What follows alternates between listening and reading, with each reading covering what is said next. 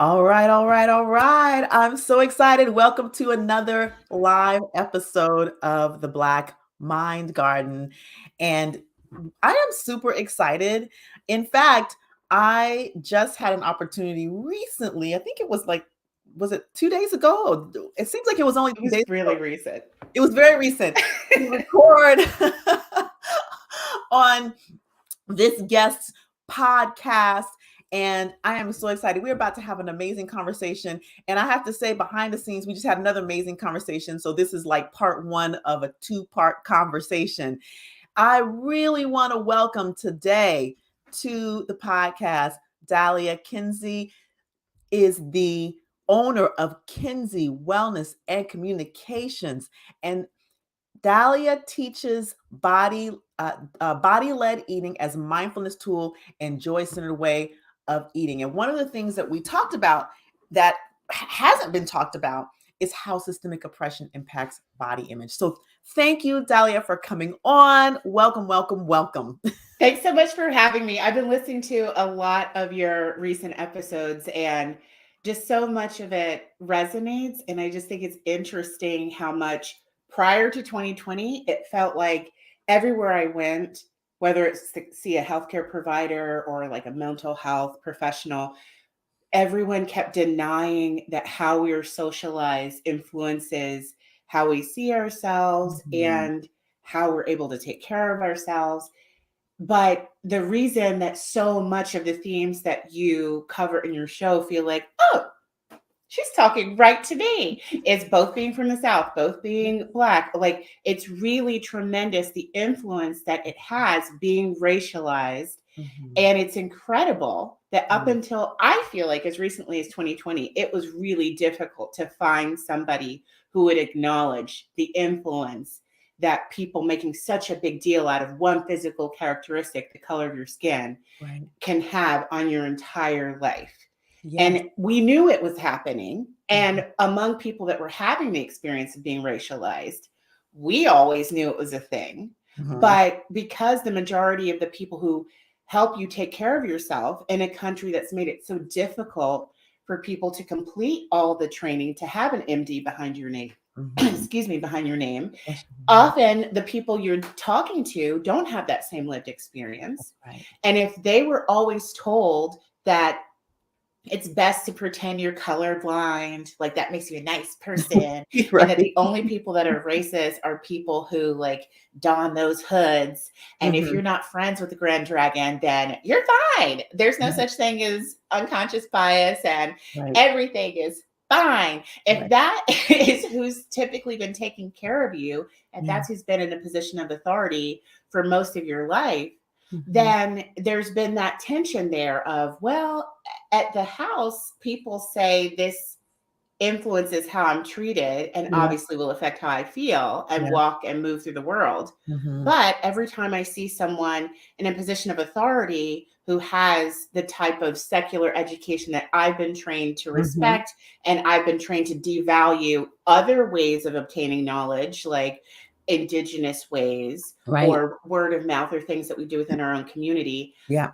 I find in myself, I'm more likely to discredit all of this other wisdom I have been blessed with that Yeah. could help me move through this life, realizing, the kind of toxic environment that we're in 99% of the time. Yeah. So it's just been really interesting recently. It's been surreal, honestly, to go from a lifetime of being gaslit and Mm. occasionally finding people who are like, yeah, I see it too, to all of a sudden, all of these folks coming out of the woodwork saying, like, racism is real, y'all. Imagine that. It's real. It's just been fascinating, but it's a very exciting time to be alive, honestly, as a person who has been racialized and who's a lover of freedom and wants liberation for all kinds of people. I love it. Well, you know what? You already got me thinking. You already said a mouthful, but before I dive deep in, like I want to dive deep in, I want the audience to know who you are, how, like what specifically you do, how you've come to do what you do. So we have like a little background of context. So my professional background, I'm a registered dietitian. And as I've grown and allowed myself to embrace the things that interest me the most, I now say I'm a holistic registered dietitian because I know that you have to treat the whole person, no matter what your specialty is. We can't pretend that a condition exists in a bubble, not influenced by any other things. Mhm. And we also can't pretend that the only ways of helping and healing people are ways that have been, examined in a double-blind study. Right. First of all, not all things can be analyzed that way. That's right. And studies cost money.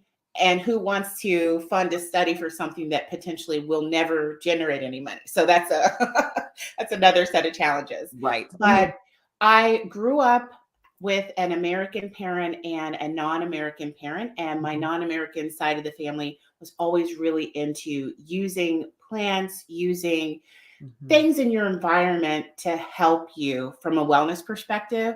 Part of that probably comes from being raised in poverty, but also comes from having more respect for knowledge systems that come from within the family. Yeah. Trusting that if your grandma said it, your great grandma said it, most likely they know exactly what they're talking about. And they didn't just come up with this. It was like hundreds of years of wisdom before them, passed down from the generation prior. So that's always been a big part of my life. And now my interest in plants, plant medicine, herbalism has really started to expand, but it all fits so nicely under that holistic umbrella. Yeah. And as a queer person, as a non-binary person, as a Black person, I have been on the receiving end of a lot of hostile social messaging. Yeah. And it's influenced my self-image, and through years of therapy, years of research, looking at feminism, looking at trans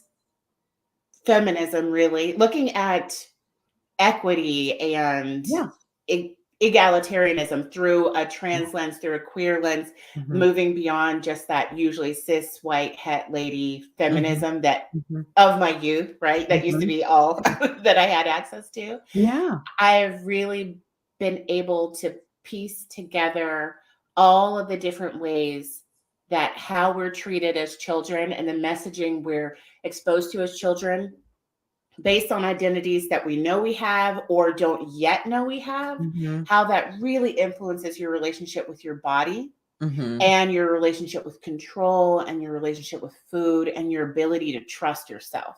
Yeah. And trusting yourself is foundational to having a friendly relationship with food. Yeah. So my passion is really helping people understand that if you feel like your body isn't the way you want it to be, or you feel out of control around food, you haven't failed. Dieting has failed you. The world around you has failed you. Sometimes the healthcare system has failed you because for years, and it's happening now still. Absolutely. Dieting has been put forth as a healing tool, something that's going to make you better. When so much research and all of my lived experience and all the lived experience of people around me clearly shows all dieting can do is hurt you. That's all it can do. It helps you become obsessed with food. And in the end, it leads to weight gain. Like you see it all the time. And even when you look at studies that said, oh, look, this particular diet approach is successful, it's usually limited time-wise. Right. And you just need to really give it a minute. How about you check back in 10 years and see how many of these people, really did achieve the expectation that you put forth as like, oh, you're going to keep it off for forever. And you'll see it's worse than 9 times out of 10. It doesn't work for people. And in any other area, if this was a type of medication we were recommending people take, if that was the failure rate, that wouldn't be acceptable. That wouldn't be viable. So it's not that it has never worked for anybody ever in the world, in the history of humanity. It's that it doesn't work for most people. What it does successfully do is cause weight gain, cause more body dissatisfaction. And if you are a person who's been raised hearing like what you do intuitively, what you do naturally is not good enough. So if you're a gay person, the way you think you should be loving, incorrect.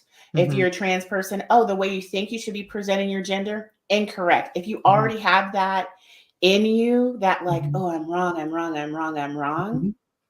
And then on top of that, dieting puts you through the ringer and it Mhm. teaches you you're wrong, you're wrong, you're wrong, you're wrong. You can't trust yourself. You can't trust Mhm. yourself. Mhm. It causes even more damage than Yeah. just the physical pressure that it puts on your body to gain and lose and gain and lose and gain and lose. You're better off staying one size consistently Mhm. than yo-yoing. Yeah. And dieting will make you yo-yo. Yeah. I love all of that. There's so many things that you said, so many things that came to mind. The first thing I heard in your speaking was dieting distorts our relationship with food. And I want to talk about and the other thing is when we're socialized to what we naturally do intuitively is wrong, then dieting reinforces that. And again, behind the scenes by distorting our relationship with food. Mm. So it's interesting because, having grown up in the South as a Black person in the South, there's a way that people in the South historically have been thought to eat. Right. And so I'll say I grew up in Alabama. However, my mother was from Oklahoma and my father is from New York. So I have different influences, and my dad is second generation Jamaican. So Oh, see, I had to stop right there. I was gonna say it in a snarky way, like, what? Black people aren't a monolith? But it is constant that all you see projected in the media, and then Mhm, you experience this when you're a patient. mhm. Everybody thinks every Black person is eating the exact same diet. I just wanted to put it out there. Well, That's very can we just bring some attention to the yes. fact that while we are not the global majority, Asian people are the global majority, people of African descent are second. Does Mhm. it make any sense to think that a group of people this big, we're all eating the same thing? I just need people to put their thinking caps on. But anyway, continue. I love it. I love it. I love it. So that's gonna lead me down a whole nother. Come on, girl. So so it's interesting though, because when I was in clinical practice, um, one of the things that I would manage with my old, especially my older Black patients who are used to eating the comfort foods, who are used to eating, your collard greens, the way that they are being fixed. And I was attempting to have them modify their eating, their lifestyle. What I would always do that I noticed that my colleagues wouldn't do was ask them, how do you fix your food? Mm, Because the goal for me was not to have them eliminate the food that they like, but maybe to learn to prepare it in a way that would lower their cholesterol naturally. Right? yeah, especially if the taste is going to be there and the Yes, comfort exactly. is still there. Exactly. Yeah. Like, how do we um and it speaks to, no, the food that you're eating is not wrong. Perhaps you can modify the way you prepare it to preserve the taste and have it be healthier. And I Yeah. think that when we don't actually expand our thinking to look at how do we move around those barriers, it does move into what you're doing is wrong, Mm, right? And so I can really get where you're saying that, um, we're socialized to think the way Black people in the South eat is wrong, and it's just a pouring butter into your veins, it's like that kind of thing. yeah. And there's And all this shame with it there's a too. That lot I of shame think with it. sometimes I feel like I hear it more from other Black people, the shame part, that like, oh, we only eat this way because our ancestors were enslaved. And it feels so shameful, which is pretty standard. You see people, I don't know if this is universal, but I definitely know in American culture, when someone is abused, you perceive the abused person, the recipient of the abuse, as weak, and Mhm. that feels shameful. And so I Mm. think a lot of people feel shame just knowing they descend from people that were able to be enslaved. And even that phrasing, doesn't it sound kind of like this doesn't sound rational? But I can hear in the way I've heard these things talked about by family and even worked through some of this internalization. Why should I be ashamed when the other person is the one who committed crimes against humanity. Correct. You should be embarrassed. Correct. But oftentimes you feel embarrassed as a person who got abused. And so there's already that shame there that like, oh, these are slave foods. And we're already embarrassed that like we descended from enslaved people. Oh, we shouldn't eat this way, or we should pretend like we hate collard greens, or oh, it's ignorant somehow to still put strychnine. I mean, that's how my granddaddy said it. I don't know if that's even how you pronounce that word, but anyway, but you know what I mean? Like to put that in your food, it's like, oh no, it's backwards. But is it having that awareness that have you been conditioned to think that you're the one who should be ashamed of this legacy? Right.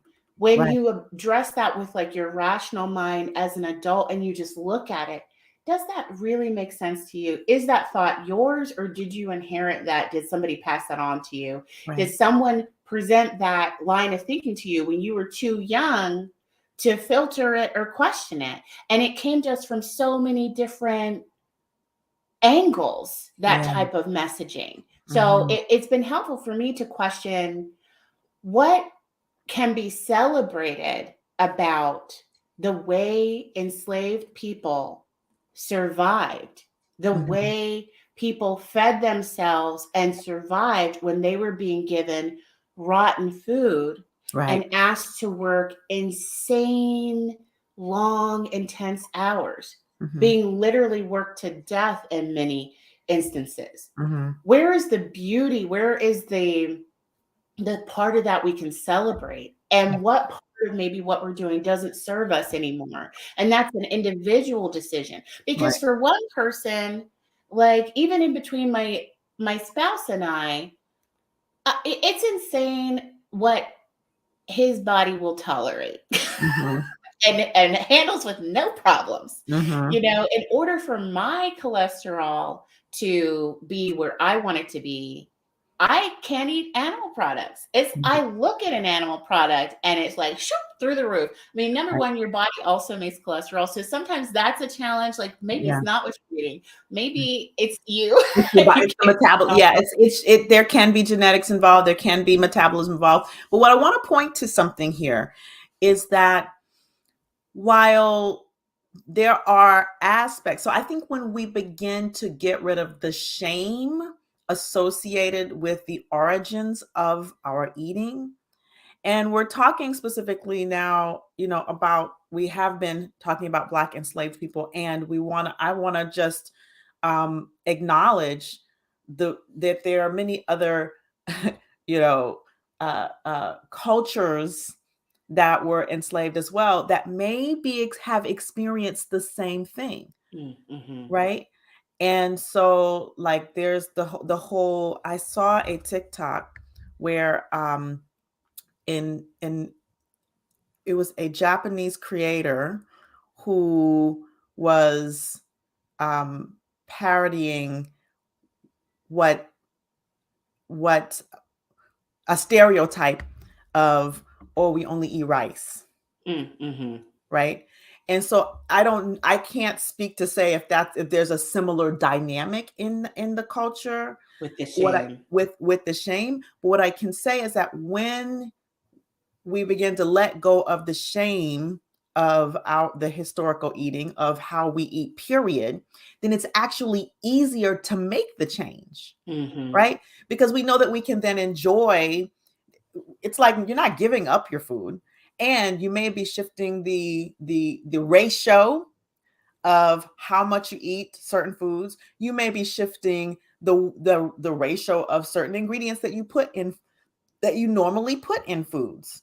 Right? I'm gonna tell you, I love cake and pie. Right? I love cake and pie. It is just, warming to my soul. And every Saturday is a cake day for me. Every Saturday is a cake day. However, for the longest time, I could not get a hold over sugar because I was so, I felt so, not embarrassed, but shameful about sort of this like sugar addiction. Yeah. Right. And at some point, I just said to myself, I can eat sugar in moderation. And when and as a matter of fact, I can eat sugar in different ways. Like, how can I map on? I love apples, I love plums, I love pomegranates, I love, right? And so it's to be able to do that and shift that and let go of the shame of eating cake and pie allowed me to be able to eat cake and pie when I want to eat it, which then I began to crave it less because the stress, That's the trick. right? Because the stress of the negative emotion associated with trying to get rid of something actually was no longer there. So then I could eat everything else, eat my proteins, eat whatever I needed to eat. There's so many layers to that, right? Yeah. And so I believe that when we let go of the shame of how we have been historically taught to eat, then it makes it easier to shift the eating itself. And I think that's definitely true. And you see it all the time, even in maybe something that's not related to food. The minute you try to completely deny yourself something, Mhm. you get obsessed with it. You're just more hyper focused on it. When something is off limits, it Yeah. instantly becomes more appealing for some of us more than others. I Right. know for me, even if someone is telling me something that would benefit me, there's this little kid part of me when somebody says, don't do that, I just say, you can't make me. Like, that's my immediate response, even if it's 100% for my benefit. Yeah. So it is more beneficial for almost everyone to approach diet in a way that allows a lot of flexibility and doesn't demonize any kind of food. Yeah. So even if you notice in your own body something doesn't sit right with you, you still don't have to demonize it. You can just know I can have it, but if I do, I'll feel like this. Do I want to deal with that today? Right. There'll be You know? consequences. Exactly. Like as all lactose intolerant people know, who decide exactly how much dairy they want to consume in a sitting, knowing there will be consequences. Exactly. And we don't have to see diet in this dichotomous way, good, bad, evil, acceptable. But to see things in that way really is informed by how so many of us are pressured to assimilate and to judge everything in this good, bad, hierarchical way. And that in a lot of cases is not consistent with more indigenous cultures or how our ancestors ran things and how we still see a lot of people view the world. It isn't all good, bad. There's a spectrum and it's individual. So what's right for you might be wrong for me. Yeah. And the way people typically put food rules out there, it's universal and it never asks the person, but let's think about your body. How are things functioning in your body? Right. So I have plenty of people around me who eat tons of animal products and their blood work is stellar.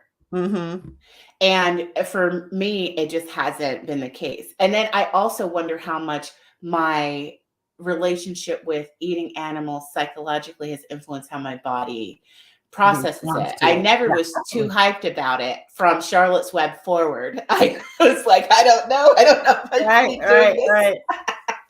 But it really should be an individual decision. So you empower people as a healthcare provider when you ask them to come into the process of finding their perfect wellness formula. Right. Like asking them, how are you preparing your food and what is this food doing for you? Right. Right. I love that. Yeah. I love that. Now I want to flip the conversation for a moment because we're talking about food and eating, but I also want to flip the conversation to body image itself. Because I think it's super important. And I think historically there's been a conversation, whether it's been overt or covert, that Black people don't have body image issues. Every Black person out there with a flat butt knows that's not true, whether or not you would phrase it that way. How much do you have to hear about that pancake booty? It's a non-stop body policing situation. And it's on both sides. It's like you can't get too thin you can't get too big, right? Isn't that torture? And then trying to control, first of all, no one has direct control over their body size. It's not as simple as you think it is. And And the people, proportions. exactly. What is this 36, 24, 36? What is this? I don't know that is Big that real? house. Is there a What is this? person who's ever had those dimensions? I know they probably just chose those because it sounded good in the song. Yes. But I mean, as a kid, but let me tell you how this impacts though, right? Like there's an impact to that. There's a consequence to that because we all want to be a brick house. Well, some of us, right? That's a compliment, right? yeah. Right? And so I remember as a younger person hearing that song, measuring myself.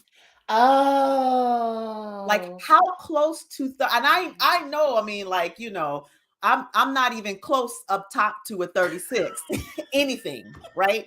So like measuring and being like, oh, like how close am I to 36, 24, 36? How close can I get my waist to 24? Right? Even if my top is not. And so it's, it really does have an impact. And then let's talk about these filters. Oh my goodness. Yes, because we talked about that before we came on. We started out our call on Zoom, and on Zoom, you can essentially airbrush your face these days. And put makeup on. You can put lipstick on. Well, it's so funny. I don't know what it is about how my eyebrows are spaced, but when I tried the eyebrow thing, it's always right up here. And I'm like, what? I've seen the eyebrow feature work well on other people, but that sticker doesn't work for me. But it's so funny because I don't think of myself as like hyper concerned about my skin or my body image. But it's interesting as you move through the life cycle, how things will change. Things you didn't relate to now become a concern. Because I have gotten to that age, I'm 41 now, where nobody's carding me anymore. And not for a long time. Not for a long time over here. Some kid told me I was like 27 when someone told me they didn't need to see my ID because they only had to card people who looked like they were under 40. It took everything in my body not to jump over that.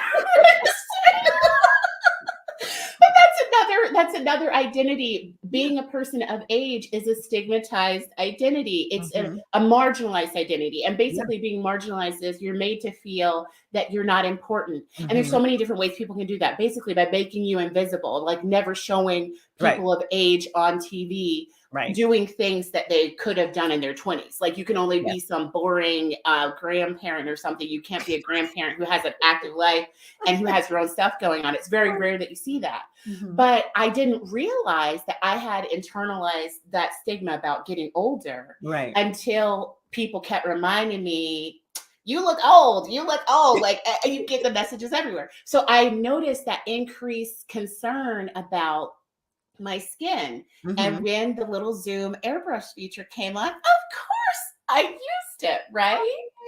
Because everybody's airbrushing themselves these days. So you worry about kids.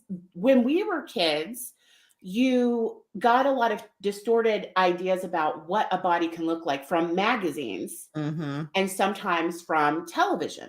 But now everybody can airbrush themselves. Everybody. Listen, not only can you airbrush yourselves, you can change your physical structure. This part is very dangerous, I believe. There are filters that take away that like basically plastic surgery yourself. No shade to the plastic surgeons out there, right? But like that for Black features will narrow the nose, will narrow the face, will lighten the skin, will do a little cheekbone thingy. And I've seen it. So there's like a movement now, which I'm very happy to see, of this is what I look like, no filter. Yes. Right? Yes. And so that everybody knows this is what we actually look like. But it's funny, isn't it a little jarring? I know it was for me because when we moved from Zoom to StreamYard, I was like, oh yeah, that's what I look That's like. what I want, right? There's a little bit of a, the crow's feet, like I'll be 50 in less than 2 years, 2 years, no, 2 and some change years. I'll be 48 in about 3.5 weeks here. And so, like you said, like Yeah. you get you start to get aware, right? And it is when people say that you look like you're 20 something, it's like, And it's so interesting because it's like, where does that come from? It's one of those things. I do this exercise in some of my presentations with people who are trying to create more inclusive environments, Mhm. where we basically do a marginalized and privileged identity inventory. Yes. And you write down all of your marginalized identities, Mhm.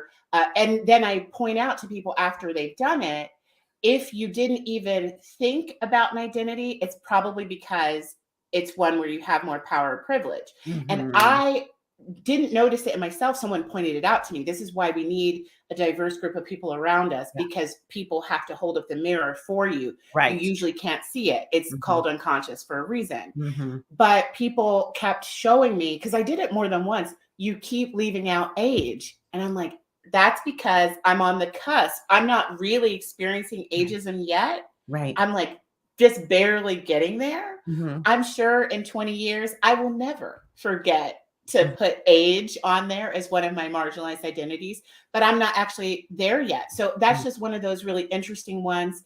That and ableism. COVID opened a lot of people's eyes who didn't think they were ableist, Mhm. because a lot of people are experiencing disability Mhm. now and they never Mhm. did before. And Mhm. so all this stuff is coming up. And even for myself, I have Graves' disease, which is an autoimmune condition. And when it Mhm. flares, I feel very disabled. Mhm. And I Mhm. noticed in myself, like that resistance to accepting limitations, or that idea that productivity equals value. I may Mhm. reject it up here, Mhm. but when it was me, then it really comes up like, oh, I actually have internalized a lot of the ableist stuff that's in the air. So Yeah. we go back to shame, I think it's so important for people to understand that you're not wrong for having internalized negative messaging. You Mhm. are socialized this way before you have the ability to filter it out. That's right. And it really takes time, and it really takes community. It takes other people showing us, like, did you hear what you just said? Or Yeah. like, you really seem preoccupied lately with, Mhm. this aging stuff. Sometimes you really can't see it on your own. And we're not meant to grow Mhm. totally solo. We are social creatures, and we Absolutely. do almost everything better in a Together. community. Absolutely. Yeah. Absolutely. I love that. I mean, there's so many things. I mean, we talk about, the way the filters work. Filters can actually thin you out. I noticed that, like when people take pictures, get my good side, take the picture from the Yeah. top so that you look longer, thinner. Aware of, like, I'm 5'1". Most people wouldn't realize that about me just by seeing me on a camera, but I'm 5'1". So it's like, oh, what kind of clothes can I wear that doesn't box me out? I mean, like, it's Mm, always there. It's always there. yes. People who step on the scale every day, because weight has become the dominant culture norms of ideal weight and BMI, which is totally useless, by the way, BMI, Mm, because it doesn't factor in any other culture except for white culture. And so um all of these things become background conversations in our head when we look at our bodies every day. And then we yeah. look at our bodies and we step on the scale and we have an internal conversation about that. And then it drives our behavior. It drives how we eat. It drives whether we're eating an actual breakfast or a shake for breakfast. Now, it Yeah. drives whether we skip a meal or have the meal. It drives, whether we say, "Oh, I'll suddenly say I'm becoming vegan," right? Because that's the right thing to do. Now, people ask Right. me all the time, "Well, are you a vegetarian or vegan?" Because I don't eat a lot of meat, but I listen to my body the way I eat, right? So when I need protein, I eat protein. I don't eat land walking animals, but I eat fish. So people are like, are you vegetarian? Are you vegan? I'm like, no, I'm a flexitarian. I love the flexibility. Yeah. Flexitarian, right? When my body needs a thing, it needs a thing. I will, like readily admit that I do still have conversation about the scale. And so, and it's more for me like I know the weight range in which I feel good, in which my yoga practice feels best. And when I go outside of that range, I do experience this level of anxiety because I know how hard it is for me to get back down into that range and how it impacts the way I feel my body feels. But still, even that is a conversation that's based in the dominant culture norms and how I've been socialized in my lifetime. That's the tricky thing.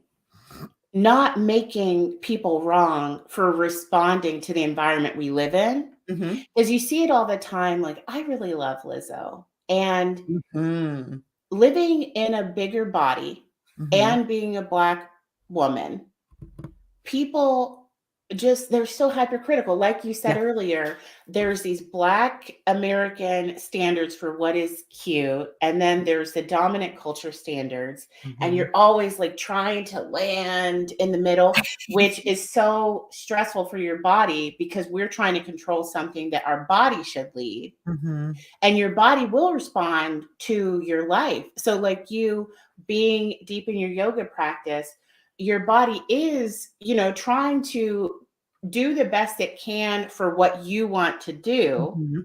And it's better to let the body take the reins, And it's normal also for weight to fluctuate over time.